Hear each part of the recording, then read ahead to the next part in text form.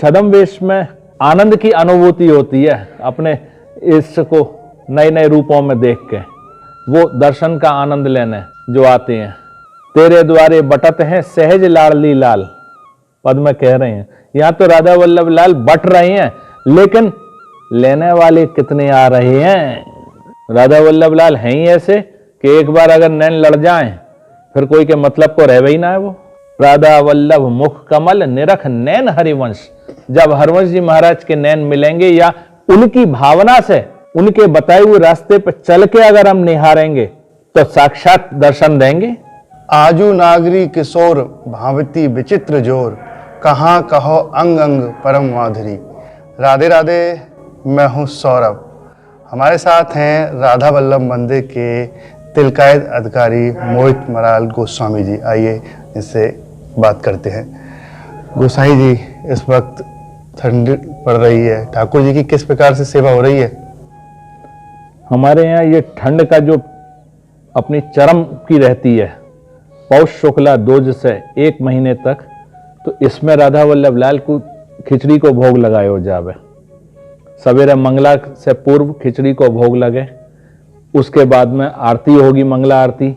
फिर उसके बाद में छद्म वेश की झांकियों के दर्शन होते हैं, जिसमें कि जो ब्रज लीला में ठाकुर जी ने प्रिया जी से मिलने के लिए जो रूप धारण किए, कभी मनिहारिन बन के जा रहे हैं, कभी सांवरी सखी बन के जा रहे हैं, कभी चूड़ी बेचने वाली, कभी इत्र फुलेल वाली, कभी फल वाले बन के, तो वो उन रूपों के दर्शन होते हैं इसमें खिचड़ी उत्सव में। और सुबह खिचड़ी कई प्रकार की, 2 प्रकार की खिचड़ी रहे, बाकी संग में कई प्रकार के अचार और कई प्रकार की सब्जियां, अचार, मुरब्बा, तरह तरह के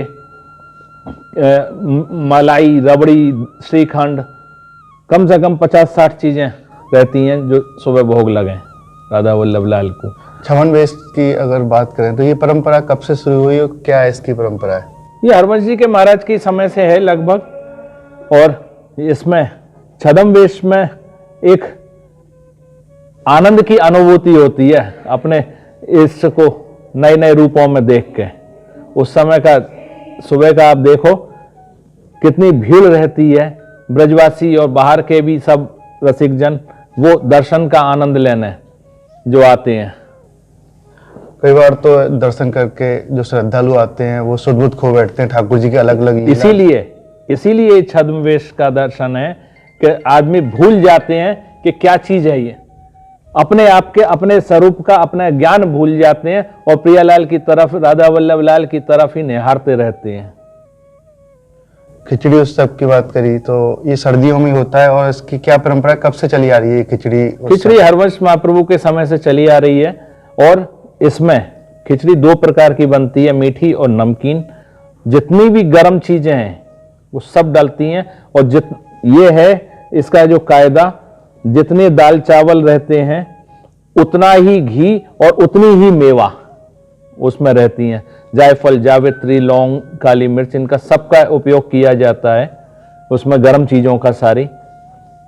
और राधा वल्लभ लाल को मंगला से पहले भोग लगाया जावे, फिर मंगला आरती भोग के बाद में सुबह 5:30 बजे समाज बैठ जावे, और खिचड़ी के पहले तो 11 पद प्रभु की स्तुति के हैं, गाए जाते हैं। फिर उसके बाद में 11 पद जगार के हैं, और फिर 11 पद खिचड़ी के भोग के पद हैं। इस तरह से वो चलती है श्रृंखला पूरी रोज की 1 महीने तक। और फिर मंगला आरती होगी। मंगला आरती में राधा वल्लभ लाल रोज में तो केवल एक ओढ़नी ओढ़े रहे में, लेकिन खिचड़ी में फरगुल धारण करते हैं, फरगुल, टोपा, और उसी में दुशाला। केवल इतना सा मुखारबिंद के दर्शन होते हैं आरती के समय। फिर उसके बाद में धीरे धीरे पहले एक हस्त कमल के, फिर दूसरे हस्त कमल के, फिर एक चरण कमल के, फिर दूसरे चरण कमल के, फिर अर्धांग के, और फिर सर्वांग के दर्शन ये होती हैं झांकियां नित्य। फिर इसके बाद में छद्म वेश की झांकियों के दर्शन शुरू होते हैं। एक एक दिन में 8-8, 10-10 झांकियां हो जाती हैं। और फिर उसके बाद में जब छद्म वेश के बंद हो जाएंगे दर्शन, उसमें लास्ट वाली में रजाई ओढ़ के आते हैं महाराज, लास्ट वाली झांकी में। फिर पट बंद हो जाएंगे, फिर अंदर स्नान श्रृंगार फिर होगा। फिर उसके बाद में नित्य की लीला श्रृंगार, धूप आरती, श्रृंगार आरती और फिर राजभोग तक दर्शन इस तरह से रहेंगे। ठाकुर जी की अंगीठी भी लगाई जाती है पास में। ठाकुर जी, हीटर वगैरह का हमारे यहाँ प्रयोग नहीं है। हमारे यहाँ वही पुरानी परंपरा, चांदी की अंगीठी में आपके कोयला, देसी कच्चे कोयला लकड़ी वाले वो जलाए जाते हैं। उसमें चंदन की लकड़ी और सुगंधी सामान भी डाला जाता है जो उनको गरमाई दें। इस समय जो आप दर्शन कर रहे हैं, गर्म पोशाकें हैं, हस्तकमल में, चरणन में मोजा हैं, और जो माला जो आप देखेंगे वो माला फूलों की ना होकर कपड़ों की मालाएं, फूलों की केवल छोर और तुर्रा जो पगड़ी पे धारण होते हैं वो धारण होते हैं। उसके अलावा फूलों का भी नहीं होता खेल ज्यादा। फूल ठंडक करेंगे हमारे प्रियलाल को, इसलिए। और रजाई ओढ़ने की जगह रजाई रहती है, जयपुरी मलमल की पतली वाली रजाई, वो ही धारण करते हैं राधा वल्लभ लाल। आपके प्रताप से कई भक्तों का जीवन बदल रहा है, प्रेमानंद बाबा का भी आपकी वजह से आगे बढ़े, तो क्या और कुछ क्या क्या बदल रहा है? बदल रहा है लोगों का, जो देखो ये तो जिज्ञासुओं का खेल बताया गया है, जिसके अंदर तड़फ होगी है सबके लिए। तेरे द्वारे बटत हैं सहज लाडली लाल, पद में कह रहे हैं। यहां तो राधा वल्लभ लाल बट रहे हैं, लेकिन लेने वाले कितने आ रहे हैं? वो तो अपने अपने स्वार्थ से आ रहे हैं कि मेरा ये काम हो जाए, कि मेरा ये काम हो जाए। उनसे मिलने जो आ रहा है उसको मिल रहे हैं, जो उनको हृदय में बसा के ले जाना चाह रहा है उसके संग में वो जा रहे हैं। ये तो अपनी तरफ के ऊपर है कि हमारी तरफ कैसी है, कि वहीं देख के वाह वाह बहुत सुंदर करके चल दें, या उनको हृदयस्थ करके लेके जाएं अपने संग में। ये तो अपने अपने ऊपर है। यहां तो सहज में बट रहे हैं राधा वल्लभ लाल। ऐसा सुनने में आया है 56 बेस जब लीला होती है तो प्रेमानंद बाबा यहाँ पर दर्शन करने के लिए आए थे, तो उन्होंने देखा तो अपनी सुध बुध खो बैठे। ऐसा कोई है कुछ? नहीं, ऐसा तो नहीं है। सब आते हैं, सभी सुध बुध खोते हैं यहाँ पे।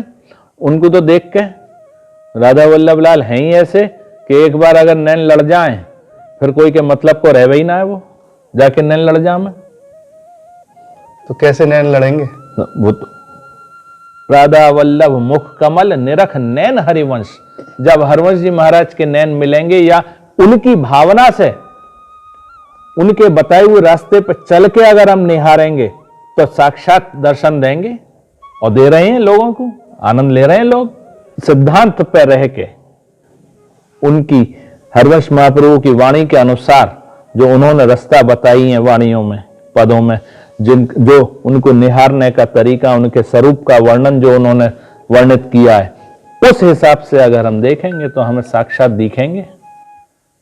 नहीं तो वो आज तो वृंदावन भी मंदिरों की मंडी दिख रहा है सबको। आ रहे हैं, इधर हाजिरी लगाई, उधर हाजिरी लगाई, उधर हाजिरी लगाई, सब कुछ चीते भाई चल रहे हैं।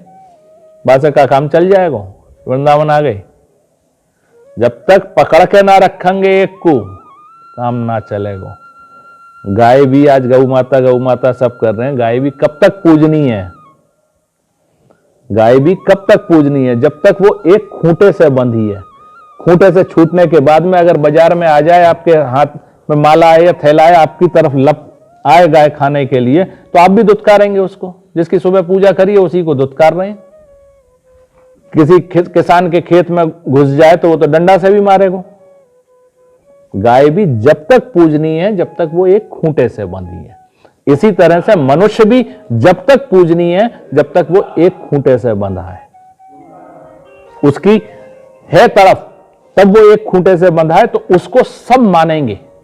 और जो जगह जगह घूमता डोल रहा है,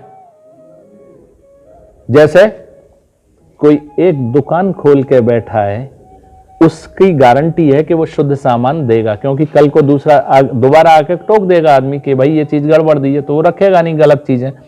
और जो खाना बदोश रहते हैं उनकी कोई गारंटी है? आज यहां कल वहां, उनसे कौन सामान लेता है? तो जब तक एक ठिया पे नहीं है, जब तक आपकी पूछ नहीं है, आपकी कोई वैल्यू नहीं है। इसलिए एक ठिया बनाना पड़ेगा, एक खूंटे से बंधना पड़ेगा, तो आगे बढ़ सकते हैं। दो नावों में बैठ के कोई पार नहीं जा सकता। तो एक ठिकाना बनाओ। वृंदावन आ रहे हो मंदिरों की मंडी के चक्कर में मत पड़ो, एक जगह बनाओ, कोई भी जहां मन लगे। ये नहीं कह रहे कि हमारी बात मानो। रहो, हरवंश जी महाराज कह रहे हैं, रहो को काहू बन ही दिए, कहीं पे मन लगा के रखो। अगर मुझसे पूछो, मेरे प्राणनाथ श्री श्यामा, शपथ करूं तृण छिए, मेरी तो प्राणनाथ श्री श्यामा है। मैं प्रेशर नहीं डाल रहा कि मेरी बात मानो या मेरे इष्ट की तरफ बढ़ो। जहां मन लगे, कहीं मन लगा के रखो।